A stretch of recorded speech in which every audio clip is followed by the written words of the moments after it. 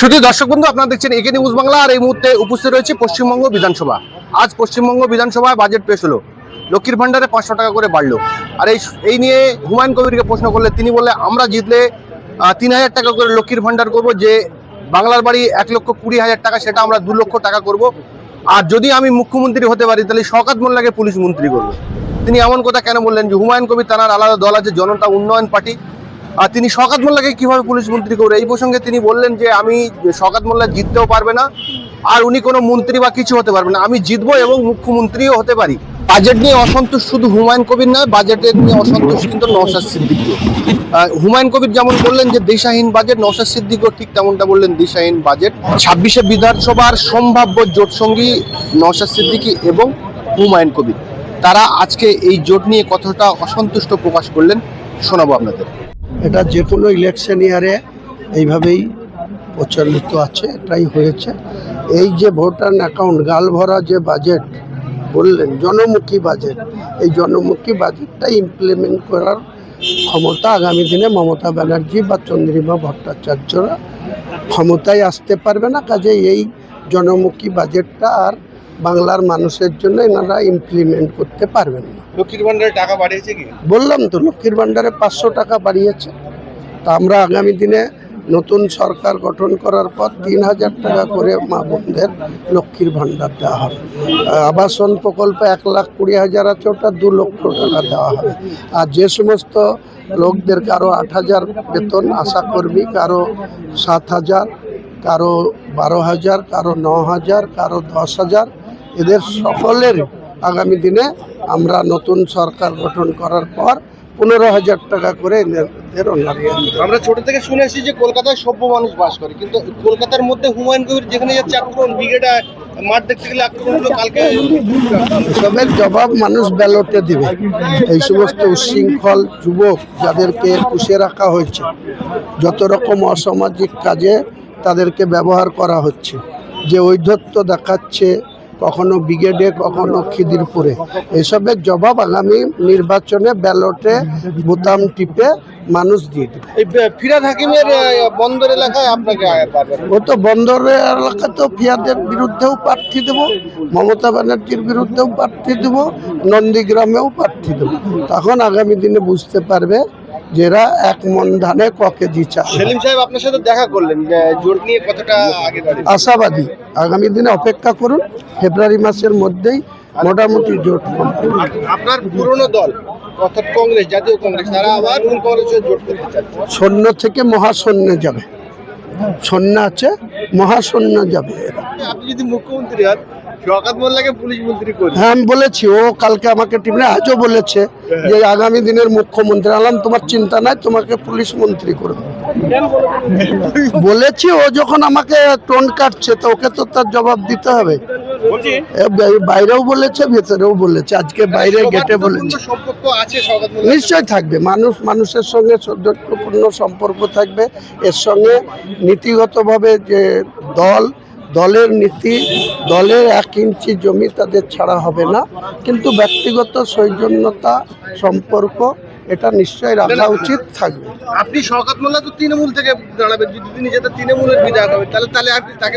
ও তো জিতেই আসতে পারবে না, ওই জন্য তো ও যখন আমাকে মুখ্যমন্ত্রীর জন্য এত উদ্গ্রীব, আমি তো জিতে আসবো, মুখ্যমন্ত্রী হতেও পারি, কিন্তু ও তো জিতেই আসবে না, তো ও স্বরাষ্ট্রমন্ত্রী আর কি? নিশ্চয়ই জিতবে, আমরা জিতাম। আপনিও বলেছেন নওশাদকে হারাবো না, সেটা কথার কথা, কিন্তু নওশাদ জিতে আছে, আগামী দিনেও জিতবে। নওশাদের সাথে আপনাদের কথা হয়েছে, জোট হবে? চলছে কথা চলছে। এই কবে কমপ্লিট হবে এই জোটটা? আরে বাবা, টাইম আছে, দেখুন না ডিউ টাইমে নির্বাচনটা হয় কি না।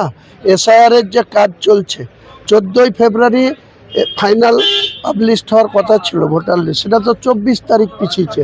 24 তারিখে যদি ইলেকশন কমিশন এই লিস্টটা পাবলিশ না করতে পারে, তাহলে তো ডিউ টাইমে ভোটটাই করতে পারবে না। এখনো তো মেলার সময়, দেখুন না কি সেই সঠিক সময় যদি ইলেকশন কমিশন ভোট না করতে পারে তাহলে কি হবে? 356 রুল জারি হয়ে যাবে 5ই মে রাত্রি 12টায়, কেউ আটকাতে পারবে না। মমতা ব্যানার্জি এখন ওটাও আবার উপরওয়ালার কাছে ডাকছে, যেটাই হোক আমি সিমফেতির ভোট নেব। সিমফেতি তো দূরে থাক, ওনারা একবারে পদ্মা পার হয়ে যাবে, গঙ্গা পার হয়ে যাবে। 355 জারি হলে আপনারা কতটা সুবিধা করতে পারবেন? কোনো সুবিধা নেই। মানুষ যদি 356 জারি হয় তাহলে মানুষ নিরাপদে কোনো মস্তানি ছাড়াই, কোনো বোমাবাজি ছাড়াই, অন্যান্য রাজ্যে যেভাবে ভোট হলো, বিহারে 2 দফায় ভোট হলো, কোনো ঝামেলা শুনেছেন? কিছু হয়নি। বাংলাতেও সুস্থভাবে ভোটটা হবে, রাষ্ট্রপতি শাসনে যদি ভোট হয়। এই বাজেট থেকে কি কোনো নির্দিষ্ট দিশা আপনারা দেখতে পেয়েছেন? 500, 1000, 1500 সেই ভাতাতেই সীমাবদ্ধ করে রাখা হলো কাজে। যে পশ্চিমবাংলার বেকার যুবক যুবতীরা আগামী দিনে এত হাজার এত লাখ চাকরি পাবে, কর্মসংস্থান তৈরি হবে, ইন্ডাস্ট্রি তৈরি হবে, এর কথা কোনো কিছু পেলাম না। শিক্ষা ব্যবস্থা যেভাবে ক্রমশ ধ্বংসের দিকে ধাবিত হচ্ছে, সেটাকে রুখে অত্যাধুনিক মানে সরকারি শিক্ষা ব্যবস্থা হবে, তার কোনো দিশা পেলাম না।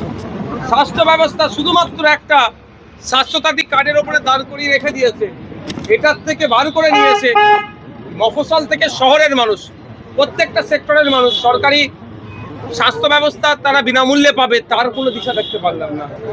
এবং সাথে সাথে সরকারি কর্মচারীদের কেন্দ্রীয় সমারোহে দিয়ে দেওয়ার গল্প বারবার শুনিয়েছিলেন 2011 সালের আগে। এবারও আমরা দেখলাম সরকারি কর্মচারীদের তাদের হকের প্রাপ্য দিয়ে মাত্র 4% তারা বাড়িয়েছেন, মানে এখানেও সেখানে কৃপণতা করেছে। শুধুমাত্র চমক দিয়ে, ভোটের জন্য চমক দিয়ে বেকার যুবকদের 21 থেকে 40 বছর বয়স, তাদের জন্য মাসে 1500 টাকার ব্যবস্থা, তাও একটা নির্দিষ্ট টাইমের পর থেকে করবে। কিন্তু দুর্ভাগ্য, ওইটাই যদি বলতো যে 21 থেকে 40 বছরের মধ্যে যারা শিক্ষিত বেকার যুবকরা আছে তাদের প্রত্যেকের কাজের ব্যবস্থা করব, নিশ্চিতভাবে আমি অপোজিশন টেবিলে বসার পর আমি টেবিলটা চাপড়াতাম, বাহবা দিতাম। কিন্তু সে তা শুনতে পেলাম না। মানে বারবারই সরকারের মুখাপেক্ষী করে ভাতাতে সীমাবদ্ধ রেখে বাংলার মানুষকে আটকানোর চেষ্টা হচ্ছে। এই বাজেট শুধুমাত্র ভোটমুখী বাজেট, মানুষকে সাময়িক স্বস্তি দেওয়ার বাজেট করা হয়েছে। অর্থাৎ তাদের 1500, 1000 পাবো, 500 বাড়ছে, এটা এর বাইরে কিছুই নয়।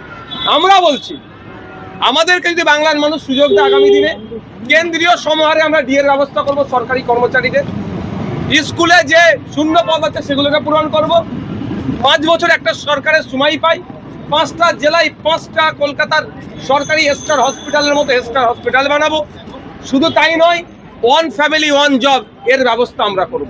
দেখো একটা কথা বলি, আমাদের যে জায়গায় সংগঠন আছে সেই সংগঠনকে সামনে রেখে আমরা প্রথমে একটা সিটের লিস্ট পাঠিয়েছিলাম, তার পরবর্তীতে আমরা সিটের লিস্ট অনেক কমিয়েছি। এবার জাতীয় কংগ্রেস এই জোটে থাকবে না বলে আমি আপনার মুখ থেকে শুনতে পাচ্ছি। আমি এখন আশা করব যে জাতীয় কংগ্রেসও এই জোটে থাকুক। তৃণমূল এবং বিজেপির বিরুদ্ধে যে আমরা বৃহত্তর জোট তৈরি করছি সেই জোটে আসুক। যদি না আসে, বাংলার মানুষ তাদেরকে কেমনভাবে গ্রহণ করবে সে বাংলার মানুষের উপর নির্ভর করছে।